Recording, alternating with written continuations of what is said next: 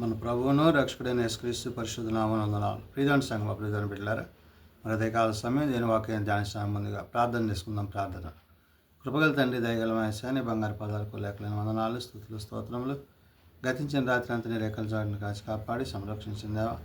మరి ఉదయకాల సమయం సజీలకుని చేరి ప్రార్థించుండగా వాక్యమైన దేవుడు వాక్యం ద్వారా నాతో మాతో మాట్లాడి మీరే మహిమగంతా ప్రభావాలు పొందమని యేసునామమున అడుగుచున్నాను తండ్రి. ఆమేన్. ప్రియమైన సంఘం ప్రధాన బిడ్డల నిర్ధన ఏర్పాటు చేయండి. దేని వాక్య భాగము ఆదికాండము 19వ అధ్యాయము 30 నుంచి 38 వచనములు ఈ విధంగా రాయబడినవి. ఆదికాండము 19వ అధ్యాయము 30 నుంచి 38 వచనములు ఈ విధంగా రాయబడినవి.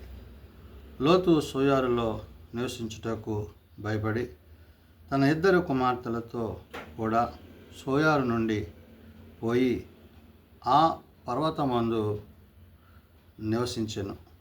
అతడును అతని ఇద్దరు కుమార్తెలను ఒక గుహలో నివసించారు.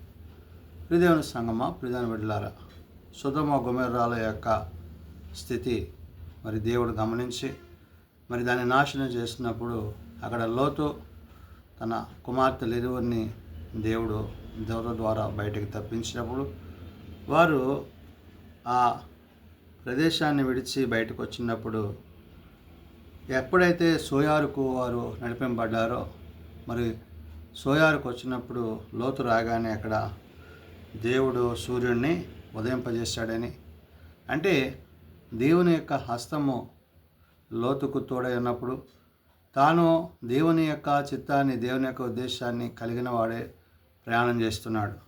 ఇప్పుడు లోతు అక్కడ కూడా ఉండలేక ఎక్కడికి వచ్చాడంట, లోతు సోయారులో నివసించుటకు భయపడి అంటున్నాడు. అంటే ఇద్దరు కుమార్తెలు ఉన్నారు కాబట్టి తను భయపడి ఆ బిడ్డల విషయమై ఆ ప్రదేశాన్ని విడిచి తన ఇద్దరు కుమార్తెలతో కూడా సోయారు నుండి పోయి ఆ పర్వతమందు నివసించను. అక్కడ ఉన్న ఆ పర్వతానికి వచ్చి అక్కడ నివసిస్తూ అతడును అతని ఇద్దరు కుమార్తెలను ఒక గుహలో నివసించిరి. మరి ఎప్పుడైతే తాను ఆ యొక్క సోయారు నుంచి ప్రయాణమై ఈ యొక్క గుహలోనికి ప్రవేశించాడో అక్కడ మరి తన యొక్క బిడ్డలకు కలిగిన మరి దుష్ట తలంపులు, దుష్ట ఆలోచనలు ఏవైతున్నావో అవి వారిని నాశనానికి నడిపించాయి. కాబట్టి ఇక్కడ లోతు సోయారులోకి వచ్చిన తర్వాత, అక్కడ విడిచి వచ్చిన తర్వాత అతని ఇద్దరు కుమార్తెలు ఒక గుహలో నివసించిరి. అట్లుండగా అక్కడ తన చెల్లెలితో, మనం తండ్రి ముసలివాడు, సర్వలోక మర్యాద చొప్పున మనతో పోవుటకు లోకములో ఏ పురుషుడునూ లేడు.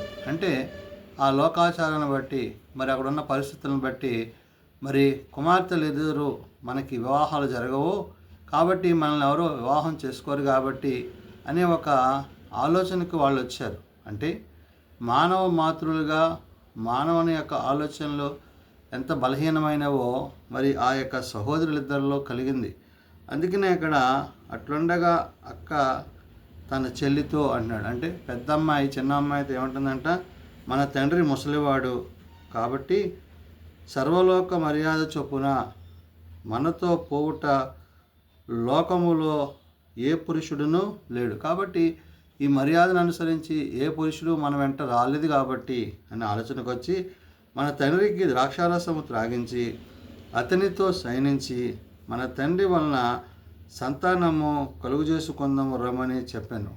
మరి ఎప్పుడైతే ఈ యొక్క సహోదరులు మరి ఇటువంటి ఆలోచన కలిగి ఉన్నారో, తలంపు కలిగి ఉన్నారో, అక్క మరి చెల్లితో చెప్పిన మాటకి మరి వారు ఇద్దరు ఏకీభవించి పాపం చేయడానికి సిద్ధపడ్డారు. అంటే మన తండ్రికి ద్రాక్షారసము త్రాగించి అతనితో శయనించి అన్నాడు. అంటే అతను మత్తులో ఉన్నప్పుడు వారెవరో కూడా గుర్తుపట్టలేని స్థితిలోనికి అతడు అంతగా ఆ మత్తు చిత్తుడై ఉన్నప్పుడు అప్పుడు కుమార్తె ఏం చేసిందంట, అతనితో శయనించి మన తండ్రి వలన సంతానము కలుగు చేసుకుందామని రమ్మని చెప్పింది. మరి ఈ విధంగా వారు మరి బిడ్డల నిమిత్తం మరి గర్భఫలాల నిమిత్తం వారు ఒకరికొకరు ఒక ఆలోచనకు వచ్చిన విధానము. ఆ రాత్రి వారు తమ తండ్రికి ద్రాక్షారసము త్రాగించిన తర్వాత అతని పెద్ద కుమార్తె లోపలికి వెళ్ళి తన తండ్రితో శయనించెను. కానీ ఆమె ఎప్పుడు శయనించిపోయానో ఎప్పుడు లేచిపోయానో అతనికి తెలియదు. అంటే అంతగా ద్రాక్షారసాన్ని ఇచ్చి మరి తండ్రికి తెలియని రీతిగా తండ్రిని ఆ యొక్క మత్తులో నుంచి మరి ఆ కుమార్తెలు ఆ విధంగా చేయడం అనేది జరిగింది.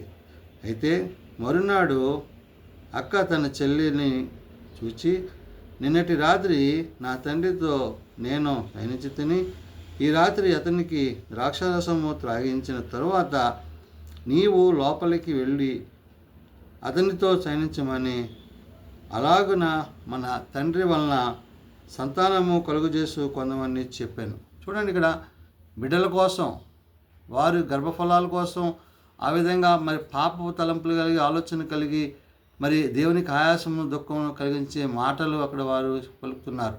అంటే శరీర సంబంధమైన వాటి మీద మనసు కలిగి ఉన్నారు కాబట్టి ఇక్కడ దేవుని యొక్క చిత్తాన్ని వారు గ్రహింపక ఆ విధంగా వారు మాట్లాడుతున్న పరిస్థితి.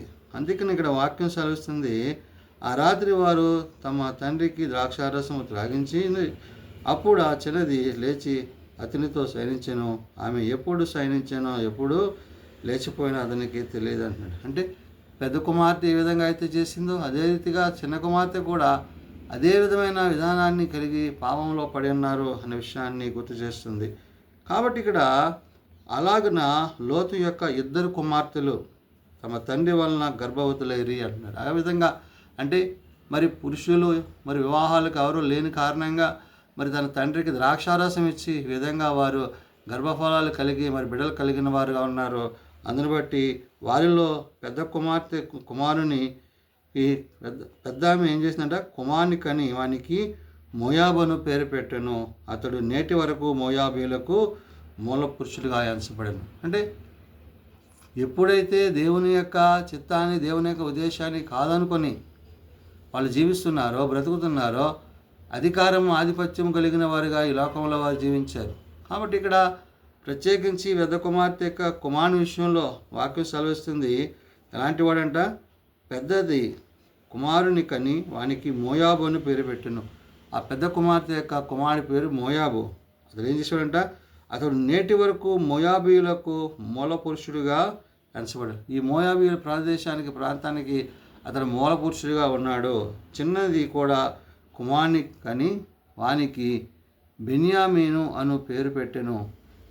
అతడు నేటి వరకు అమ్మోనీయులకు మూల పురుషుడిగా ఎంచబడను. కాబట్టి ఇక్కడ ఈ 2 స్త్రీలు వారు గర్భఫలాలు పొందుకుని బిడ్డలు కని వారిని మరి ప్రయోజకులను చేసి ఈ విధంగా వారు జీవించిన పరిస్థితి. అంటే ఎందుకని ఈ విధంగా చేశారంటే మరి తన తండ్రి మరి బిడ్డల విషయంలో ఆందోళన కలిగినప్పుడు మరి తాను ఆ సోయారులో నివసించలేనని ఒక తలంపుకు రావడానికి కారణం ఏంటంటే ఏమో అక్కడ కూడా వాళ్ళు ఎవరైనా ఏదన్నా చేస్తారన్న భయం. అందుకని అక్కడి నుంచి తాను తన కుమార్తెలను తీసుకుని మరి ఆ యొక్క గృహంలోనికి మరి ప్రవేశించినప్పుడు ఈ విధమైన పరిస్థితులు ఏర్పడినాయి. ప్రియమైన బిడ్డలారా, మనము శారీరకంగా లోకపరంగా ఏవైనా మరి పాపంలో పడినప్పుడు మరి దేవుని యొక్క ఉద్దేశాన్ని, దేవుని యొక్క చిత్తాన్ని మనం కోల్పోతాం. కాబట్టి ఆత్మతో ఆరాధించాలి, ఆత్మతో ప్రార్థన చేయాలి, ఆత్మతో జీవించాలి. ఆత్మానుసారంగా మనం జీవించినప్పుడు ఆ పరిశుద్ధ ఆత్మదేవుడు మనకి సహాయుడే ఉంటాడని ఉదయకాల సమయంలో తెలియజేస్తుంది. కాబట్టి మరి లోతు యొక్క కుమార్తెలు ఇరువురు మరి పాపం చేసి వారు దేవుని మాటలకు మరి వారి క్రియలు సరైనవిగా కావనే విషయాన్ని మనం ఇక్కడ చూడవచ్చు. అయితే వారికి కలిగిన బిడ్డలు మరి మోయాబు అయితే మోయాబీయులకు మరి వారికి మూల పురుషుడిగా ఎంచబడ్డాడు. మరి చిన్నవాని కుమారుడైతే మరి అతడు బెన్యామీను అని పేరు పెట్టబడ్డాడు. అతడు నేటి వరకు అమ్మోనీయులకు మూల పురుషుడిగా ఎంచబడ్డాడు. కాబట్టి తన యొక్క బిడ్డల స్థితిని గమనించిన దేవుడు వారిని ఉన్నతమైన స్థితిలో వారిని ఉంచడమే కాదు, ఆయన యందు నమ్మిక కలిగిన వారిని, భయభక్తి కలిగిన వారిని ఆయన నిత్యము కాపాడి సంరక్షించేవాడు ఉన్నాడని ఉదయకాల సమయంలో పరిశుద్ధాత్మ దేవుడు తెలియజేసిన మాటలు. ప్రార్థన చేసుకుందాం.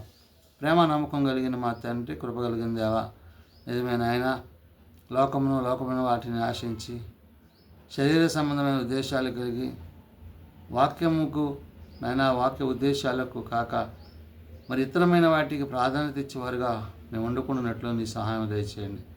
బలహీనలను బలపరచువాడో, రోగులను స్వస్థపరచువాడో, హాస్పిటల్ సోదరి ఇండ్ల వద్ద పడి ఉన్న వారిని ముట్టినెత్తి లేవనెత్తువాడు. ఇదిగోనైనా మరి తమ పిల్లలను పాటుకున్న కుటుంబాలను ఆదరించండి. ఏ ఒక్కరూ నశించక అందరూ మారు మనసు కలిగి పాపక్షమాపణ కలిగి నీ నిత్య రాజ్యంలో దయచేయమని అడగచ్చిన.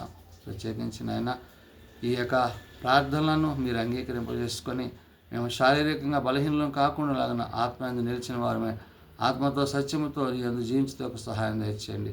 అయినా మరి జరుగుతున్న ఇంటర్మీడియట్ ఎగ్జామ్స్ని బట్టి ప్రార్థన చేస్తున్నాం. ఈ దిననైనా సెకండ్ ఇయర్ ఎగ్జామ్ రాయించిన ప్రతి కుమార్తెను మీరు ఎక్కడ చాటు కాచి కాపాడి సంరక్షించమని జీవములుగా నీ మాటల చేత జీవింపజేసి జన పరిచయాలు తోడండి అని ఏ సమతనాన్ని ప్రార్థించి వేడుకుంటున్నాం తండ్రి. ఆమేన్.